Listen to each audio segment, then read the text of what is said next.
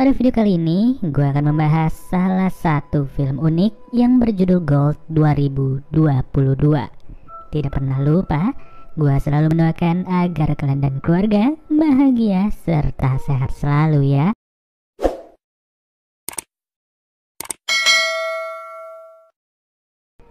Di awal film, kita pun langsung difokuskan kepada beberapa pemandangan dari pedalaman Australia yang begitu gersang. Tidak lama, scene mulai tertuju kepada seorang pemuda bernama Virgil yang secara diam-diam sudah menyelendup di salah satu gerbong kereta barang. Tanpa persediaan yang memadai, Virgil hanya berjalan seorang diri dan sengaja mampir ke salah satu daerah sederhana yang dihuni oleh 3 orang penduduk. Perhaps you've read on the origin of the species of...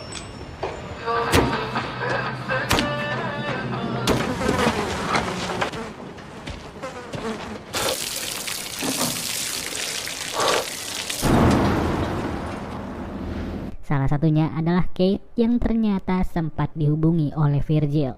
Dari percakapannya sih, Virgil ini sengaja menghubungi Kate karena ia ingin menggunakan jasa transportasinya. Usut punya usut, diketahui kalau Virgil ini ingin pergi ke salah satu daerah di pedalaman Australia untuk melamar kerja sebagai penambang bebas. Hal tersebut dilakukan atas dasar memenuhi kebutuhan hidup yang semakin hari semakin tidak masuk akal. Maka dari itu, tidak heran jika Virgil memilih untuk memakai jasanya Kate yang tergolong jauh lebih murah daripada di pusat kota. Ya, meskipun banyak sekali syarat yang harus dilalui oleh mereka, seperti halnya sering-sering berhenti setiap 2 jam sekali demi mengistirahatkan mesin mobil agar tidak mogok di tengah jalan. Sepanjang perjalanan ini, Virgil selalu berbagi cerita kepada Kate yang senantiasa membuka pembicaraan terlebih dahulu. Tidak sungkan-sungkan, Kate juga berkata kalau ia rela menemani Virgil bolak-balik jalan ini meski bayarannya belum diterima sama sekali. Atas perkataan itulah, Virgil pun merasa tidak enak dan ia sengaja membiarkan Kate untuk beristirahat selama beberapa jam. Namun sayang, menyetir mobil itu tidaklah semudah seperti kelihatannya. Sampai-sampai mereka berdua pun harus mengalami mogok di tengah jalan tanpa adanya bengkel atau yang lain-lain. Untungnya, kendala tersebut bisa diatasi dengan mudah oleh Kate yang sudah hafal betul masalah dari mobil itu. Sembari menunggu, Virgil yang lagi kencing malah tidak sengaja melihat sebuah bongkahan batu besar dan terlihat berbeda daripada yang lainnya. Setelah diamati lebih lanjut, ternyata batu itu bukanlah bongkahan batu biasa, melainkan sebuah bongkahan emas yang terkubur secara cuma-cuma. Sudah jelas, penemuan tersebut langsung membuat Virgil beserta Kate sangat-sangat bersemangat. Yang dimana rasa semangat itu membuat mereka berpikiran untuk menarik emas tersebut dengan bantuan mobilnya Kate. Tapi apa boleh buat, berbagai usaha sudah mereka rencanakan dan bongkahan emas itu tidaklah bergerak sama sekali. 2, 3, again.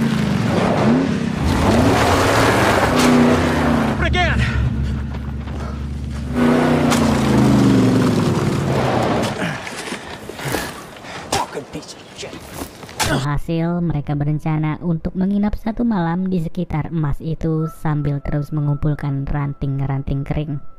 Di malam pertama ini, mereka berdua masih santai-santai aja menjaga wilayah tersebut dari penglihatan orang lain. Bahkan saking santainya, Kate masih bisa membayangkan betapa kayanya mereka jika emas itu berhasil dibawa pulang. Dari bayangan tersebutlah, Kate langsung membuat rencana baru yang kali ini ia akan pergi ke pusat kota untuk mengambil ekskavator. Sedangkan Virgil tetap berada di sini demi menjaga emas tersebut dari jangkauan orang lain. Tanpa pikir panjang, Virgil setuju dengan rencana itu dan ia pun diberikan 1 jerigen air, beberapa kaleng makanan beserta sebuah radio jarak jauh yang bisa digunakan untuk berkomunikasi dengan Kate. Ya, sejak kepergian Kate, Virgil mau gak mau harus terus menunggu sendirian aja di tengah padang pasir yang sangat-sangat luas.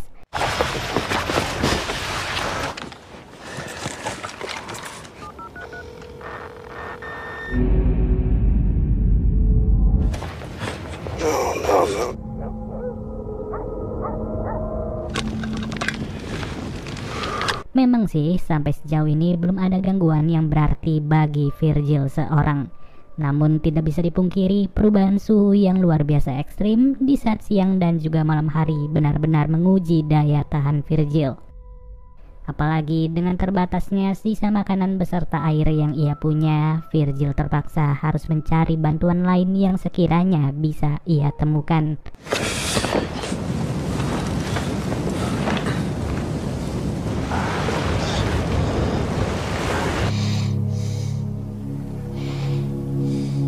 Untung saja, tidak jauh dari lokasi itu, Virgil mulai melihat sebuah bangkai pesawat yang dapat ia gunakan sebagai tempat berteduh. Merasa mampu memanfaatkan bangkai pesawat tersebut, Virgil pun langsung bergegas untuk membawa beberapa potongan dari pesawat itu.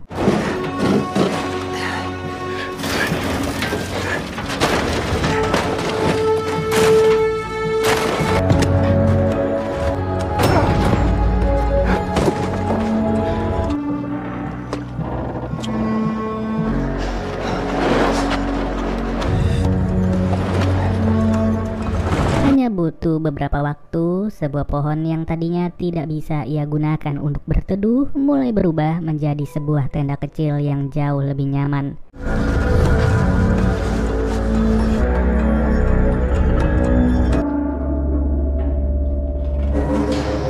Di saat malam akan tiba, Virgil yang sangat tergiur dengan bongkahan emas itu pun sengaja untuk memotong emas tersebut sebesar bola kaki. Dari sini, Virgil yang udah gak bisa tahan lagi mulai merasa kalau ia bisa hidup layak dengan emas yang ia pegang.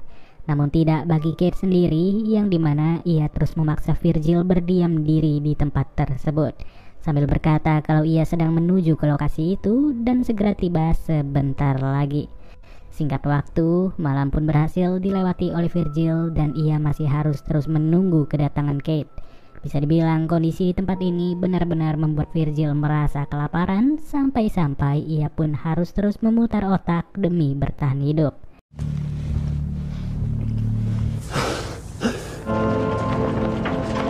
Terlebih lagi, di tengah-tengah penantiannya, keberadaan Virgil malah disadari oleh seorang wanita yang tidak diketahui identitasnya. Sebenarnya sih wanita ini baik ya, karena ia berinisiatif untuk memberitahu Virgil bahwa terdapat sebuah oasis di ujung sana. Namun sayang kebaikan itu malah ditolak secara mentah-mentah oleh Virgil sendiri. Alhasil penolakan tersebut pun langsung membuat si wanita merasa curiga dengan tingkah lakunya Virgil. Lebih jelasnya, si wanita berpanah merasa kalau Virgil sudah menutup-nutupi sesuatu di sekitar sini. Fred, so here then. I'm a little... Take it. You need to leave. Virgil yang udah hilang kesabaran malah membabi buta dan ia sengaja memukul wanita itu hingga meninggal dunia. Nggak main-main, jasad dari wanita itu juga tidak dikubur secara layak oleh Virgil. Malahan Virgil sempat kebingungan mau menguburkan jasad itu setengah badan saja atau membiarkannya disantap oleh para serigala. Hey! Hey! Yeah! Fuck! Yang ternyata Virgil memilih untuk membakar jasad si wanita agar jejaknya tidak disadari oleh siapa-siapa. Semakin waktu berlalu, semakin cepat pula terjangan angin yang ada di wilayah itu. Sampai-sampai Virgil terpaksa harus menghadapi badai pasir yang begitu luar biasa.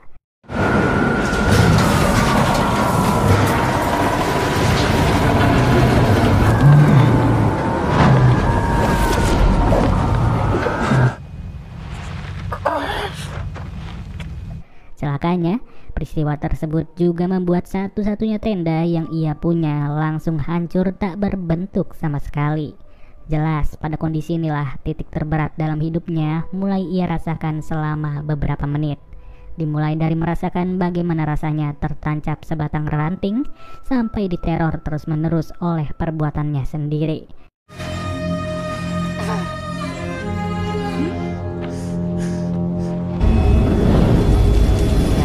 Virgil mulai dihampiri oleh seorang wanita yang sangat-sangat mirip dengan wanita sebelumnya. Wanita itu mengaku kalau ia sudah kehilangan jejak dari adiknya yang memutuskan untuk berjalan terlebih dahulu. Merasa tidak peduli dengan masalah tersebut, Virgil pun kembali harus menghadapi gelapnya malam yang sebentar lagi akan dimulai. Terlebih, para serigala juga sudah bersiap-siap untuk menyerang Virgil yang terlihat tidak berdaya sama sekali. Get the fuck out of here! Yang bikin gak habis pikir, ternyata Kate tidaklah benar-benar berada di dalam perjalanan, melainkan ia sudah memantau aktivitasnya Virgil sejak malam pertama. Ya, bisa dibilang Kate hanya butuh waktu beberapa hari saja untuk mengambil ekskavatornya. Sedangkan hari-hari sisanya sengaja ia gunakan untuk memperhatikan Virgil yang terus menuruti perkataannya, termasuk memperhatikan detik-detik kematian dari Virgil yang secara tragis harus disantap hidup-hidup oleh para serigala. Luar biasa bukan? Sifat serakah yang dimiliki oleh kedua orang ini benar-benar mencerminkan sifat manusia yang sesungguhnya. Gak peduli lagi dengan rasa kemanusiaan, yang penting bongkahan emas itu bisa ia miliki seutuhnya. Walaupun pada akhirnya Kate sendiri juga tidak bisa membawa pulang emas tersebut karena dirinya harus tewas setelah dipanah oleh seseorang. Yang sudah jelas orang itu adalah kakak dari si wanita berpanah, dan film pun berakhir.